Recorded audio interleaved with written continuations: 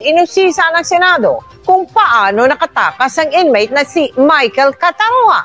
Itinuro pa ang ilang CCTV roon, kaya kaduda-duda raw ang pagtakas. Nakatutok si John Consulta.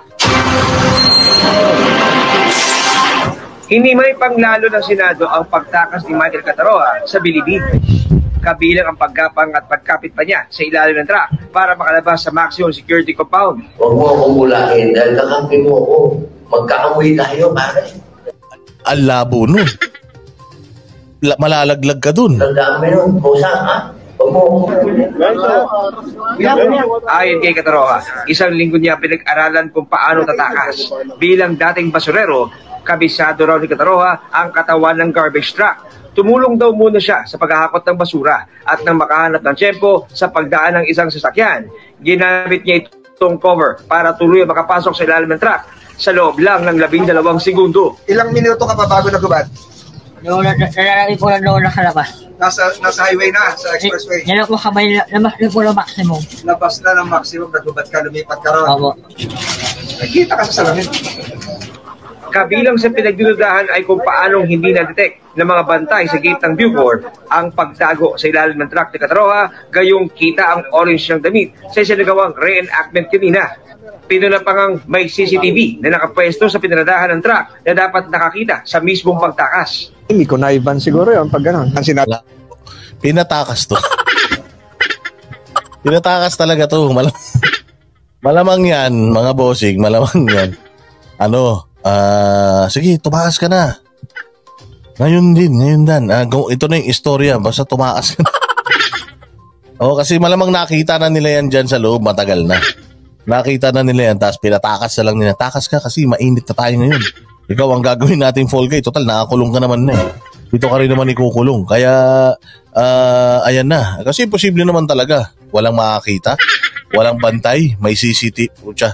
Sobrang na yan. Parang 7-Eleven na yung bilibid. 24/7 nakabukas na yan. Sabi nga ni Michael, mahiwaga. So marami pang katanungan sasagutin. Alam nyo naman, hindi naman nakikita yung ilalim yan na CCTV hanggang sa taas eh. Pero gumagana yan, sir. Gumagana yan. Tinan mo kung gano'n ka eng-eng ko. Oo, pero makikita mo, yung may irregularity. May taong isa nagbubuhat tas biglang nawala. Pucha yan, 1 buwan pa lang yan nakakalipas. Pwede nyo namang i-review yung buong 1 buwan na yun. Yung CCTV na yun. Kasi syempre, ano ba yung mga pumapasok, lumalabas sa loob? Pumasok, lumalabas sa loob, truck, mga sasakyan. O di babantayan nyo lahat yun. Titingnan nyo lahat yun. Nung nagtatapunan ng basura ng mga panahon na makikita mo tumutulong tapos biglang boom nawala. O di yun na yun. Bakit hindi natin i-summon yung CCTV footage ng mga araw na yan? Tingnan mo, sasabihin ni Katapang, ay wala, nabura na namin yun eh. Nire-recall lang natin yung video. Tiniyak ni Katapang. Ngayon nyo palang nire-recall? Pucha, dapat ready na kayo. Mantakin mo ilang araw nang nahuli ang gunggong na yan. Kinuwento niya na doon siya sa truck sumakay. Tapos hanggang ngayon, kinukuha nyo pa yung CCTV, Katapang, kinukuha nyo o wala kayong balak kunin? Wala kayong balak ipakita, gawa ng hindi naman talaga totoo yung script na yan. Pucha, lubog na lubog ka rito, Katapang. Oo, grabe kayo dito. Ang kaligtasan ni Catarroa sa loob ng bilibid habang gumugulong na raw ang... Di ba, hindi ka ba magtataka ha? Nahuli siya nung 1 araw pa. Kahapon, meron na siyang statement na ganitong araw siya nawala, sumakay siya sa truck, ganitong oras. Hindi mo kayang i-pull up yun, Katapang? Ganyan kayo kalotek dyan. Ang dami mo pang pinapakita nun sa media na mga high-tech na gamit nyo. Tapos CCTV lang, magpo-pull out kayo o magpo-pull up kayo ng CCTV nung oras na yon habang may truck ng basura, hindi nyo pa magawa. May tinatago kayo, kaya ganyan. Proseso para maparusahan ang mga dapat managot. Negligence. Lahat ng dinaanan ni Catarroa na gwardya. Pati ikaw dapat mawala. Ikaw pa ini-interview dyan. Loko-loko rin to yung mga media. Dapat may nagtanong, sir, ikaw sa tingin mo, Sa mga nangyari na to, sa tingin mo dapat nandito ka pa rin? Sa tingin mo hindi ka dapat mawala? Sobrang kapalpakan dito? Na hindi siya napansin, ay mananagot. Lilimitahan din ang pagkapahakot ng basura sa mga inmate at mas masusing i-inspeksyonin ang mga pumapasok at lumalabas na sasakyan sa Anak ng tinapay. Ngayon pa lang kayo mag-iisip na masusing check-in yung pumapasok at lumalabas? Putang ina, kaya naman pala may nakakapasok na drugs dyan. So ngayon, dapat yun ang sinasabi na ni Tolentino rito. Tingnan nyo, hindi kayo nag-check ng truck. So paano mo ngayon sasabihin sa akin, Katapang, na walang pumapasok na drugs dito? May nakalabas nga na tao eh. Hindi nyo na-check. Yung pa kayang nakakapasok na... Paano kung may nakalagay dyan na bomba?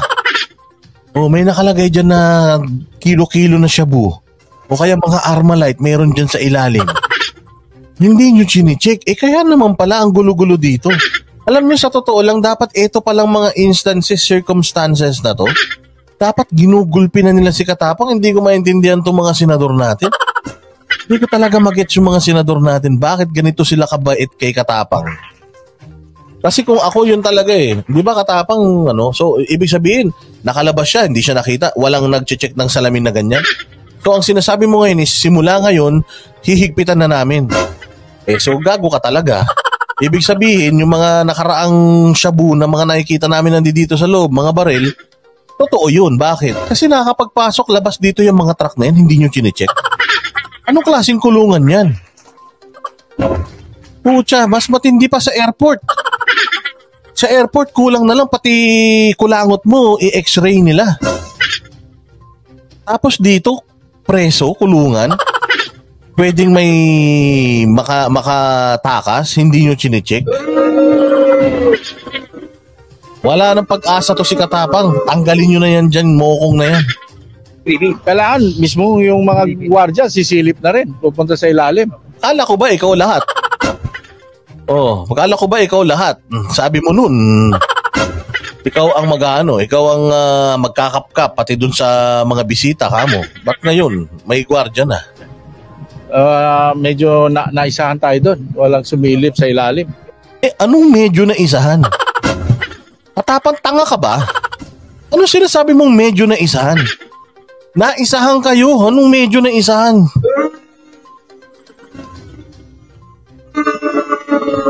Gunggong talaga tong general na to. Pero bukod sa kanila, dapat din daw panagutin ang mga nagkanlong kay Kataroha. Bawal yun siya. Bawal yun. Nakuling yun. Para hindi pa malisan. Kung saan ba ito nagtago. Samantala, may nasapat na mahigit 100 patalim, 5 baril, 10 sumpak, at 28 cellphone sa surprise inspection ng Bucor kahapon. Lahat yan nasa kisame ng kulungan ng Sputnik. Ang inspeksyon ay bahagi ng crackdown sa mga kontrabando sa Bilibid. Para sa GMA... Galing talaga ni Katapa. Siyempre, kailangan ipakita ng GMA7 yan. Close na close sila eh. Diba? Marami na naman nagawa si Katapa, nakakuha siya ng mga baril. Nakakuha siya ng mga ganito, ng mga ganyan. Ayun na nga. Alam mo, palagay ko hindi lang ganyang karami yan. Mataki mo, ilang beses ng truck ng basura yung pumapasok dyan. Nang may mga lamang parapernalyas yan.